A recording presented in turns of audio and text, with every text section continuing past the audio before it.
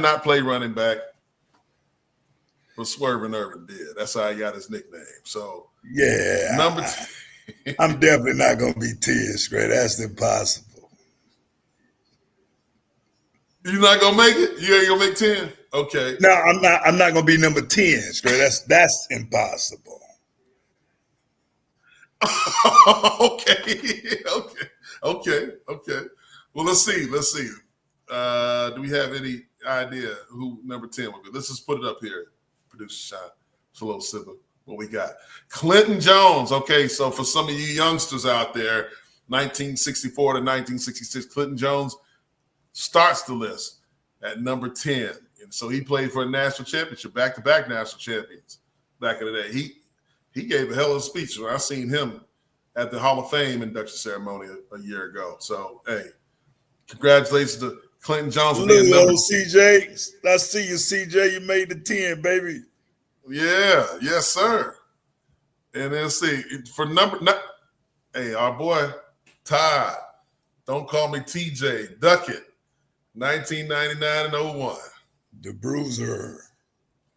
Yeah, first round to the Atlanta Falcons. Yeah, it had some speed, a lot of size, and he was a legacy player because his brother played too. TJ, the man. Todd was a beast. Number 8, who we got?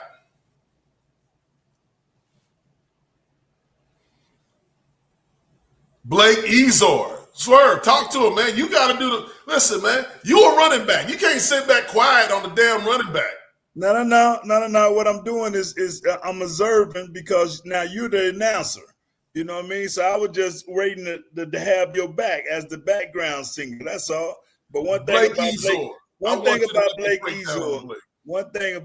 Ezor, when you sitting around, you talking about Michigan State football with people from that area of the late 80s and early 90s.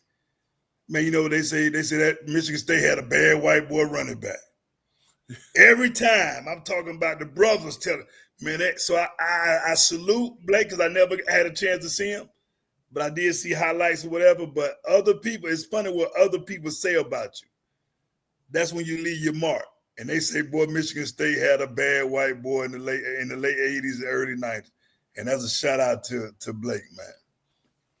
From Las Vegas, Blake Ezor, number 8. All right, number 7. Who we got? I don't know that. Oh, Kenneth Walker III.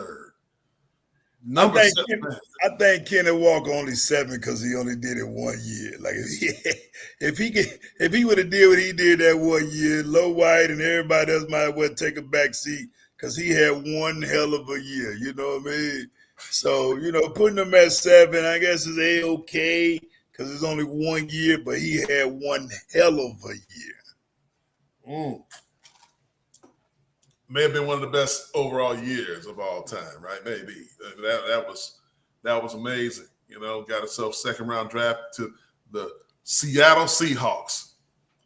Kenneth Walker is number 7. All right, let's see who is 6 on the list. Le'Veon Bell. Ooh, talk to me about Bell. I mean, when you talk about size, you talk about speed, you talk about vision, you talk about balance. This guy had it all. Especially in his last years at Michigan State and going into Pittsburgh. So 6. I think 6 is pretty good. He's one of those guys that left a legacy and then left a mark. So I'm not mad with the 6. Le'Veon, man, went on to the Pittsburgh Steelers and the New York Jets, and in the boxing ring as of late. So, hey, let's leave the boxing out of it. Let's just let's leave it out of it. All right, who's number 5? Him, Frank, Chad, they need to leave the box. Leave that boxing to the law. There's the other Duckett brother, the Duckett brothers. There's Tico, number 5. Ooh. The thing about this one, I want to know how the Duckett brothers had this conversation. I mean, and they're good guys, though. and Todd respect Tico, and Tico the big dog, but it couldn't have been my brother. I'm talking shit to my brother every time, There's no way in hell you 5 and I'm 9. That's just me. But those are they better people than me. They got bigger hearts than me. But I didn't see Tico. I didn't see Tico. I saw Todd more than I saw Tico. But I heard once again, Tico was a bad man. And the B5 at a school like that, we recently had some top running backs in the 80s and the 90s. Well earned, brother. Yeah, the Duckett brothers, man. I mean, I think that's the only brother group that's on this list, I believe. Let's see who's number 4. Keeping it all the fan. Jeremy Langford, 2011 to 14. So now let me ask you this, right? Because at this time you was in the booth, you got to see a lot of these guys more than I have. Where do you put a Jeremy Langford? I mean, Jeremy Langford was talented, man. I mean, he's a guy who played a lot of positions, and then he finally got his time to shine. I mean, it says 2011 through 14, but he didn't really run the ball that many years. I think he really just was a 13, 14 guy. To be honest with you, the guy just was productive as hell. Had his, it's kind of like Lloyd Clemens with more ability. You remember Lloyd? That played with us. So he had a little bit more, elusiveness, speed, vision. He played cornerback at the time, so he learned a lot about the defense from doing that. And I mean, you talk about championship drives going into those Rose Bowl era. Playoffs, college football playoffs. Jeremy Langford really took Michigan State off. That was the running back after Le'Veon that took the torch and ran with it. So, hey, maybe Le'Veon is a little low, and Jeremy, it's right there. They're neck and neck, in my opinion. But you got to throw an OG like Tico in there. I don't know how the brothers feel about that. TJ, like you said, that's something. Let's see who's number. You know what? Listen, I've been hearing all day long from people down in Dade County, Texans, saying, man, I'm tired of this list. Because I was going to say, look, we putting it on the show, but the whole Dade County, for some reason, knows about this list. And I think I have a sneaking suspicion as to why. And it's coming up next. Number 3. Bang. Oh, the big picture. Poetry in motion. Look at that. Ooh, boy, you was smooth. Oh. See, the thing about this one, right? This is the thing that I have a problem with, right? Everybody, all the writers say if he stays one more year, he's the number 1 running back of all time. Well, if you know that, and you know what to expect the next year, why not give it to me? Why not have a 1A and a 1B? That's all I'm saying. But I look at the stats, and all I tell people, I'm one of those that had to share time with a 6-year senior, which a great dude. Now he runs cross country. He's a hell of a man and a hell of a dude. And then I had to come back with another guy who could have been a starter the year before, but academic and eligible, he was a starter. So I'm sharing, and I'm not knocking it. I'm just telling you reality. You get 2 running backs that run for 200 yards in a game. In that game right there. Ron Dane and Troy Davis was getting those carries together. One of us going to get 400 yards in that game. Why it couldn't be me, That's all I'm saying. But, one thing about the mother running back, they never returned the punt. I got a touchdown. I think I got more catches, almost 1,000 yard receipt. But it ain't about me. I just think it should be a 1A, 1B straight. But, it's cool. The best breakdown of a number 3 in the top 10 in the history of top 10s right there, ladies and gentlemen. You heard it right here. I don't know why, but it was just that you went hard on that one.